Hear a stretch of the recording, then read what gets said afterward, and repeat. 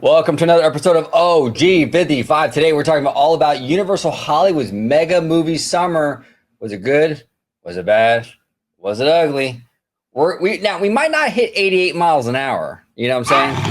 Hey, Doc, we better back up. We don't have enough road to get up to 88. But we definitely have enough road to get to 55. Let's get it.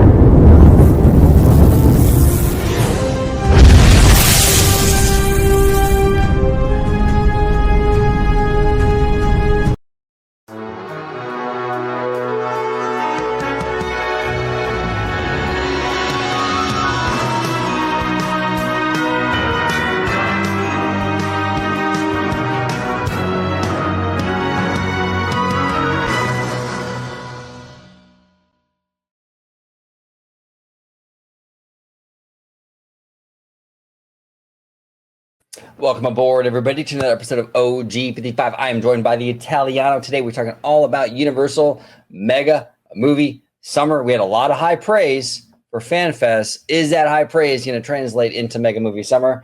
You'll see. We're going to talk about it. But George the Italiano, welcome back, sir. So glad to be back. Love having these in-depth discussions with you here on Orange Grove 55. And yeah, it's always a good time. And where can they find you on social media, sir? Absolutely. You can find me, well, right here on Orange Grove 55 with Citrus Corner with all that sweet, juicy, but sometimes sticky Disney news and info. And you could also find me on my new YouTube channel, Citrico Central, sister channel to Orange Grove 55. There we go. Okay, so we're going to have Mammoth Club playing in the background while we discuss Mega Movie Summer. She has a great vlog out. Make sure you subscribe. I should probably subscribe to her. Yeah, while we're at it. Yeah, their channel, Molly, is phenomenal. I love her content. I love her personality. I actually got to speak to her briefly while we were at 90s Night during the Goofy movie dance party. So I thought it was really cool to see her, and she does phenomenal work for her channel. There we go. Yeah. So we're going to be watching her while we kind of talk about this Mega Movie Summer. So, okay. So we did FanFest a few months ago. I think, really quick, bro. Hold your thought. I just have one thing to say, and I just now realized it. If you could pause it real quick. Yeah, I got you. The sign with Mega Movie Summer, and I was trying to pinpoint it it looked familiar to me. Okay. And I just now realized that it's the same color scheme and font for DreamWorks animation film Megamind. And that's how they kind of put it together, Megamind, Mega Movie Summer. So I thought that was kind of cool. I just now picked up on it when I looked at it. Yeah, that is interesting. I would never have picked up on that. Very, very cool. Very, very cool. But I do apologize, bro, as you were saying. No, you're fine. So we did FanFest, I think 2 or 3 times, and everyone at the OG crew, I think myself, we both did it a bunch. Mr. Webba, he did it once. We all loved it. We all thought it was fantastic. So Mega Movie Summer comes about. Now, Mega Movie Summer is not an after hours event. This is a for free event during regular operating hours, right? So now I've only done this once. I've only experienced it one time. Now, before we kind of dive into the meat and potatoes, what were your overall thoughts of this event, George? All things considered. So for me, I think it's a cute little promotion thing that they utilize for the summer months, just to kind of throw in to get people to go to Universal Hollywood. And kudos to them, because Universal really isn't, at least Universal Hollywood, to my knowledge. I do know that they do this in Florida. Slimer did confirm, but I do give kudos to Universal Hollywood that they're trying to kind of, promote things through different marketing and what have you to get people into the park. So I do respect that entirely. However, I feel like that this was kind of underwhelming in a sense, and I'm so glad that it is part of your regular park admission, because if this was an extra premium paid event, sort of like how they did with FanFest, and this is what they gave us, that would be a huge disappointment. And I also too feel like, and again, I get Universal's way of how they were trying to handle it, but I feel like it was a little bit kind of unnecessary in a sense, because they're putting this right in the middle, right at the end of FanFest, which was a huge success in my book. I absolutely loved it. As you said, we went several times, enjoyed it immensely, and then it's right before they start getting into HHN. So you have two banger after-hour events with an upcharge, which is definitely worth it. And you kind of have this kind of like self-deluded, intermixed within the park and regular operations. And I feel like by calling it like the mega movie summer, it's like it's bold, it's grand, and to me it doesn't live up to its title. But I will say the one thing that I think is really cool to kind of pay tribute to its 50th anniversary, they do have the Jaws characters, Sheriff Brody and Quint, out in front of the shark statue that they brought back. And they can get your picture taken, they interact with guests. And sure enough, yep, that's what I had suggested for the next Fan Fest, but they decided to use it for Mega Movie Summer. But me personally, I would have saved that for the next Fan Fest. Yeah. Because if they try adding those characters in, people are then going to say, well, we already had them for free with our regular park admission. So, and I know, again, they wanted to do it for the 50th anniversary. Right. I would have waited. Yeah, so it's interesting, right? So FanFest was a paid thing that we know now was paid, obviously, and so that was after hours, and that was a banger. FanFest was like 10 out of 10, like no notes. I had like the best time at FanFest. HHN, I've said it many times on this channel, I don't give a shit about Halloween. I don't even care about that holiday. I really don't. It's okay. It's like whatever. I don't care about Halloween. I don't watch horror movies. You know what I'm saying? So I don't, like, on paper, I shouldn't have cared about HHN. And just so you know, folks, he did say horror movies. Right. Exactly. Exactly, George. We're a family show here, everybody. Horror movies. But I loved HHN. I told George, I told Webba, I said, hey, I'm coming back. I'm coming back next year. I loved it. I thought it was a fantastic event. So for the events that you pay for, Universal hits a home run. Now, this is more in tune with like the 70th anniversary of Disneyland, where it's included in your ticket, so to speak, this mega movie thing. But yeah, you're right. It was very... honestly, sadly though, I say it felt like the 70th. It actually felt more like 90s night or something. And look, that's a problem for Disney because you pay for 90s night separately. You know what I'm saying? This is included, but it's a lot of meet and greets, like 90s night, a lot of meet and greets, and a lot of just like a lot of photo ops. Like 90s night. Like 90s night. There's not a whole lot of substance or like wow factor. So it was okay. Mega movie was okay. Is it terrible? No. It's free with your ticket. You can enjoy it if you're at the park. Cool. Is it something that like here's the thing. I even told George, like most people don't even know it's happening, I think. Yeah. Like you go to Universal and it just feels like normal Universal. Like, yeah, you got the signage, you got the bunting and the mega movie stuff.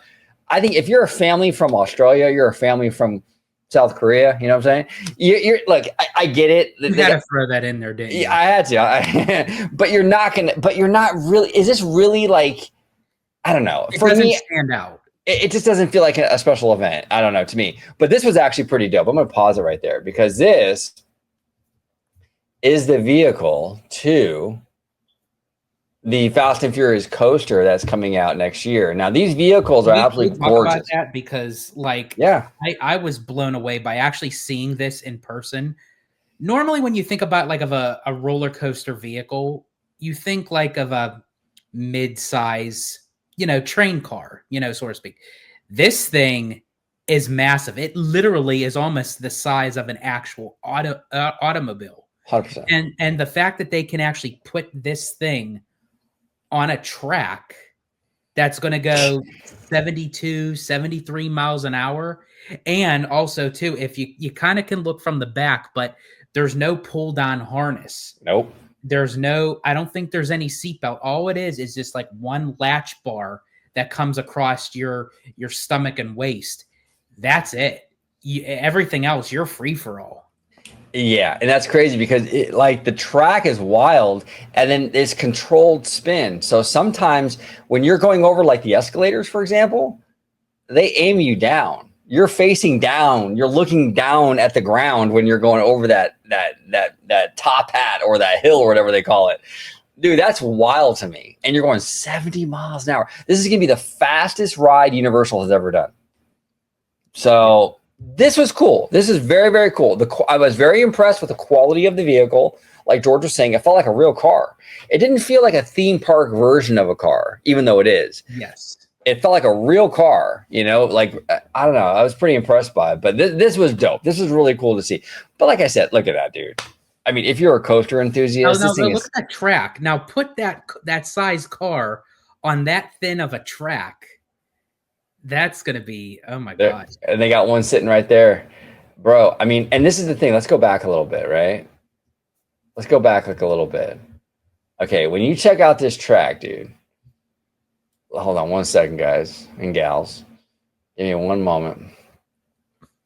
When you see this thing, you are like, that was the part I was talking about. That car that you just saw is on that track and you're faced down looking at that escalator while you go over that thing. That's insane to me. Absolutely insane to me. If you're a thrill junkie, this thing is going to blow your mind.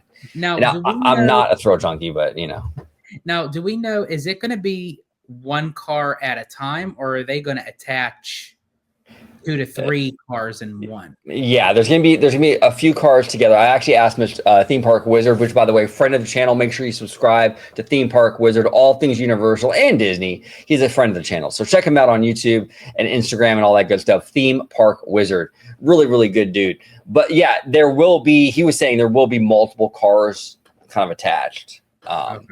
So. But yeah, here we go. Now we got Toothless, which you can't go wrong with Toothless. I mean, let's be honest, we all love Toothless, but look, like I said, it's these like photo ops that it's just like, now the one plus side that I will give Universal that is with these photo ops, at least with the How to Train Your Dragon, the Jurassic World, the Jaws, they're 3-dimensional photo op, so you actually have like real like statues there that puts you in the moment, where I'm sorry, unfortunately with Disney's After Hours, you're getting a cardboard Duckburg wooden backdrop, yeah, you're getting that cardboard Duckburg and you're gonna love it. Yeah, it's it's pretty bad. Now this is cute. The Toothless is pretty cute. I like this. Actually, Universal's popcorn buckets are actually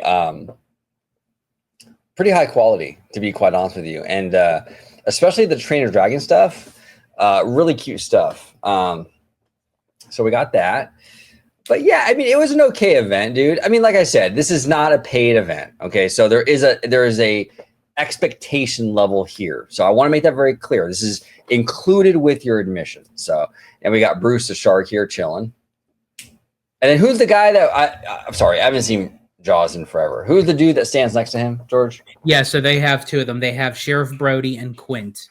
That I don't know if they're sometimes I think you can meet them separately, but I also think that you can meet them together, and they interact with you and they interact with the guests, and how they're trying to catch the shark, and the shark behind them is not the one they're looking for, and yeah, so it's very impressive. And I do believe someone said on social media that the performer, the actor who portrays Sheriff Brody right here, this guy right here, that he actually also doubles and he plays Doc Brown as well. Oh, yeah. And they kind of show it side by side. And it's amazing how this actor can literally change the mannerisms from Roy Scheider to Christopher Lloyd. It's mind-blowing to me. Unbelievable. Yeah, no, I recognize him now. Because I think he's actually the actor. When we did Fan Fest on the tram, they would do that pre-show the whole tram ride down to the lower lot to get to Hill Valley, and they had Doc Brown on those screens in the tram. I think he was the dude. Yeah. Okay. Interesting. That's the thing. Universal is A+ when it comes to their casting. The Marty that we saw for the Back to the Future stuff for Fan Fest was spot on. I mean, you couldn't have picked a more perfect Marty. You know what I'm saying? Because it's more than just trying to look like them.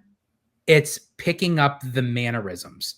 How would Michael J. Fox stand? How would he use certain words to portray Marty McFly? So basically what they're doing is it's an actor portraying Michael J. Fox portraying Marty McFly. Yeah, 100%. And that bloody chum bucket, you're not going to find that at Disney. I'll tell you that much right now.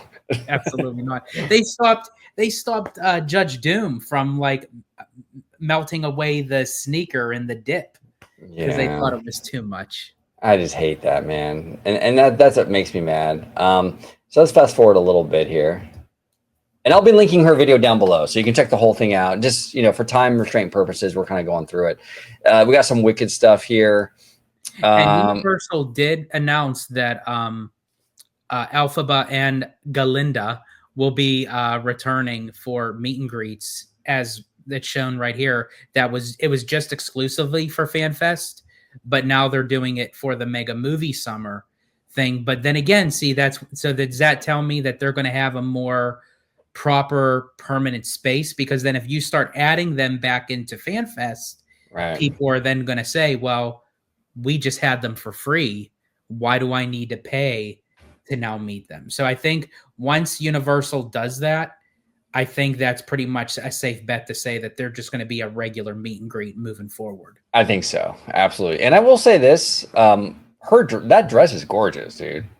Mm-hmm. Like beautiful, beautiful dress. I mean, for a theme park costume, man, I mean, that's pretty solid. You know what I'm saying? So absolutely. Now you didn't get to see Wicked, correct? No, I never saw the movie. No, it's on my list. Yep. I'll get to it like one day, I'm sure. Is it after or above Wish? Yeah, right. Yeah, I don't know. We'll see. But yeah, that's a beautiful costume. Dang, dude. And she's perfect in that role. Again, Universal crushes it with the casting every single time. But again, I mean, it's Universal Hollywood, and they have access to amazing talent being in the heart of Hollywood.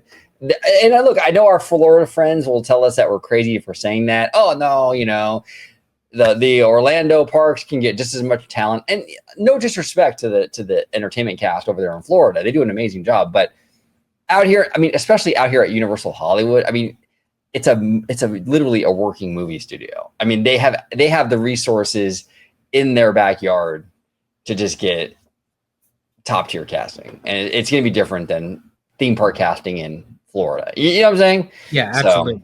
So, yeah. So, and then we do have over here. Let me see. We got some other stuff. She's got some trees. I like a little bit of like a churro or something. She's rocking. Yeah, it looks like some sort of churro.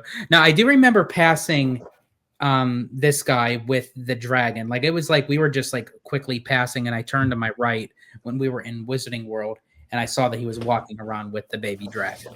Yeah, pretty cool. And right behind the baby dragon is Jared from Jared's Journey.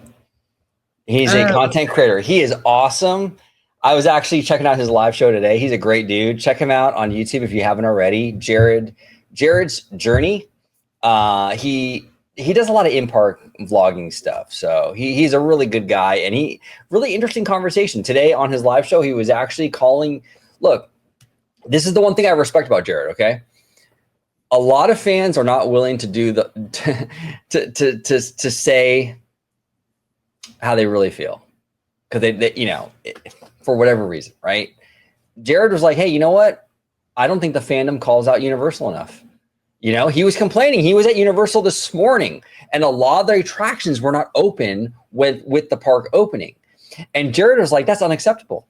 Like, when you open your park, all your shit should be open when you open the park. And I agree with him. And Disney kind of pulls that stuff too. And Disney pulls that stuff with even the restaurants and the food places and all that. Both of these companies should be held accountable. I will shill for any company. If it's Disney or Universal, if you're doing the right thing and you're providing amazing customer service, I will shill and sing praises all day long. I was shilling for FanFest. I will shill for Disney Cruise Lines. But if you're going to drop the ball, I'm also going to say that. And Jared is one of those guys in this space that calls it like he sees it. And I respect that, dude, because it's rare nowadays, So it's true. Yeah, I love this puppet, though, man. It's so detailed. Incredible. Absolutely incredible. Now again, like, but this is also some of the offerings that they held at FanFest. Right. So, do you think that this was also kind of a like a startup? See, even this Was creature that break FanFest? was part of FanFest. See, now you can get that in the regular park hours. So, do you think FanFest is sort of like the premiere of new offerings that's eventually going to get into the park? But if you want an early access, see it for FanFest, and then maybe see how they dabble with how do guests react to it. If it works, let's keep it. If not, we don't utilize it. Well, yeah, because how do you go back now and justify these creatures at FanFest when you're paying like a separate admission, True. right? Now, So I so also once think you that that's a positive thing because that tells me that the next Fan Fest is going to be completely different. It's going to have new stuff. I think so. I think so. I think that's exactly what that means. 100%. So they premiered with FanFest. When you bought your ticket for FanFest, you got all these things. Like I love this little guy. I'm a dog lover. Honestly, I don't think human beings even deserve dogs. I think dogs are too good for us. I'll be 100% honest.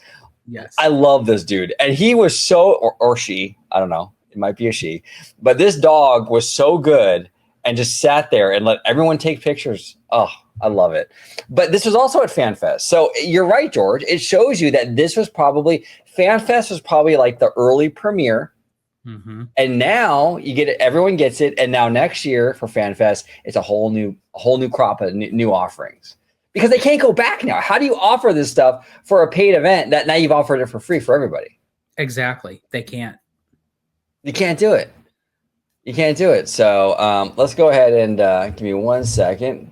And Molly, her name is Molly, correct? Molly, yes. She does great content. I'm not fast forwarding with any disrespect. It's just that, for time restraints, I kind of have to go through it. Here's a little baby, I think Triceratops. I think so, yes. Great puppeteering here. I love this little guy. Or gal. Sorry, don't want to misgender. But yeah, very, very cute. I mean, look, honestly, for an event that's included in your ticket, it's pretty solid. You know what I'm saying? Yeah. With all things considered. Give me one more moment. I think there was something else. Maybe not. And you do have to give props for like the small entertainment venues because we all say it even about Disney. Even if we don't stop and really fully admire it, we know that it's there. So the fact that they have these pop-up little entertainment things with Jurassic and Wizarding World and Jaws and Back to the Future, kudos to Universal for adding that into the park. Yeah, 100%. Now there's something about creamy white sauce. I'm not being perverted. I'm not being gross, but I just do not. Tartar sauce, mayonnaise, sour cream. I cannot, for some reason, that the visuals and the texture don't do it for me. I cannot do it. I don't know. You like tartar sauce, George? I do. Yes. Okay. I do love tartar sauce. I do love ranch to an extent. Mayo, it has to be with certain things. And same thing with sour cream. There, it's like I can, but I am a seafood eater. So I would eat that. See, because I love like fish and everything. So that I think out of everything, I would lean more towards tartar sauce out of everything. Yeah. Well, and here's the thing too. I'm not a fish guy. I'm not a seafood guy, but I would eat the fish before I'd mess with any kind of mayo or anything. I mean, I'm not even a seafood guy, but I would mess with the fish before the mayo. I don't know. There's something about that stuff, which is funny because like white people love mayo. You know what I'm saying? I just hate it. I cannot do it. I will seriously, I'll go to Jack in the Box. I'll drive through. I'll say no mayo on my chicken sandwich and they'll put the mayo on there. And I will sit there in the car with 12 napkins and dab that shit until it's dry. I've seen you do it. Because we were at Oogie Boogie Bash and we got that specialty burger over at Smoke Jumper's Grill, and you weren't aware of the sauce that was on the burger. And we're sitting there, and you have like 15 napkins, and you're just like glopping like all that sauce off because it wasn't actually full mayo, but it was like an aioli kind of, Yeah, and exactly. it's like, yeah, and you were just like, you were scraping that stuff off. Oh, gnarly, man. I just can't do it. I can't do it. Gnarly, by the way. Big shout out to Maybe. She knows exactly what gnarly is. But what do you think about the drinks at Universal? Um, I know you haven't dabbled too much in the drinks, but what do you think? I mean, I do love how they get creative, like with the overall theming of the specialty drinks. Like, yeah, I haven't really like dived into it too much, but of what I've seen on social media and on YouTube, I do love how they get creative, like with the specialty drinks and the mixed drinks and Yeah. stuff like that. I do want to spend. I think that's the one thing I do still have to do at Universal is kind of like dive into the specialty drinks and foods just a little bit more. Yeah, For sure. 100%. I have had the blood orange IPA. That was pretty good. And even like those drinks where you have like I always forget the name of it. The chili with lime, the spot like around the Oh, rim. Yeah, I like that.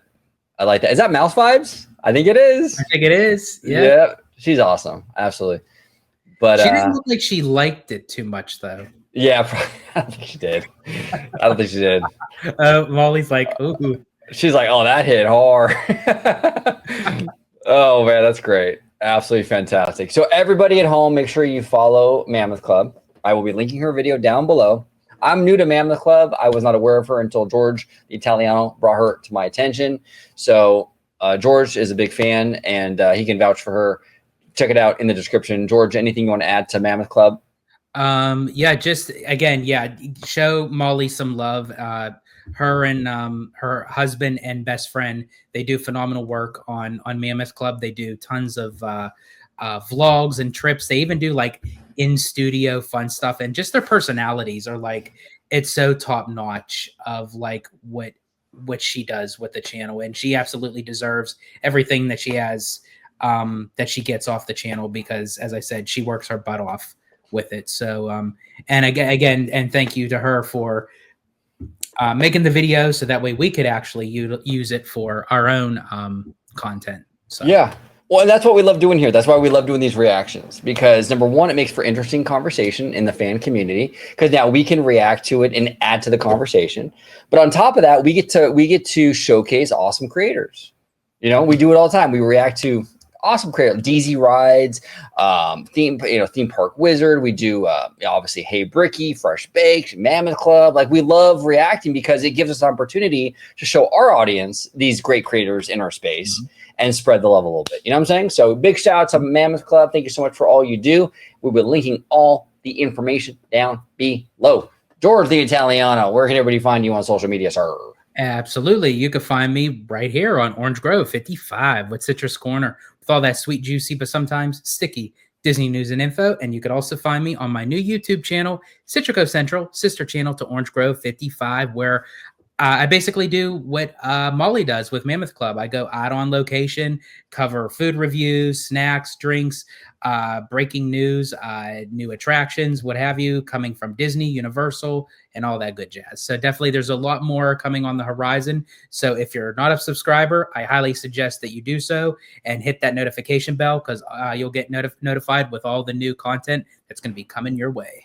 Anything in particular that you want to share that's coming up? Yeah, actually, we have two things on the horizon coming up. Actually, one of these days, OG and I will be going and doing another walk and talk in DCA that will actually cover talking about Coco and Avatar. I know we've done it so many times on Citrico Central and here on Orange Grove 55, but the difference is when we talk about this, we're going to actually be on location showing you guys the visuals as we go around and giving our predictions, our thoughts, opinions, and all that good stuff. And also, we're going to be doing a very special in-park live soon titled Where's Abby? I'm basically going to put Abby somewhere in Disneyland Park, and it's going to be up to you guys to try to track her down while we do the live. So it's a first of its kind. We've never done it before, but I'm very curious to see how this goes. It's actually complimentary to, I believe, Jacob Weller and the Giant Peter Show for giving me actually the idea of basically hiding Abby from you guys, and you guys got to have to find her in the park. That's fantastic. You know, this weekend we were in Nevada, George and I, Yes. and with Abby, you know, and we could have played where's OG's hairline on a Sunday. Yes. Don't want to get into details, but because guess what? It was gone. it was gone. My hair was like, pretty funny stuff. We should have got a picture. It was pretty hilarious. I should have. Like off record, folks, but I should have just got like a before and an after. Yes, absolutely. Before and after would have been perfect. But George, thank you so much for joining. Thank you all so much for watching this episode of OG 55. And until the next time, see you later, LA. Thank you for watching OG 55. If you aren't already, consider becoming a member today.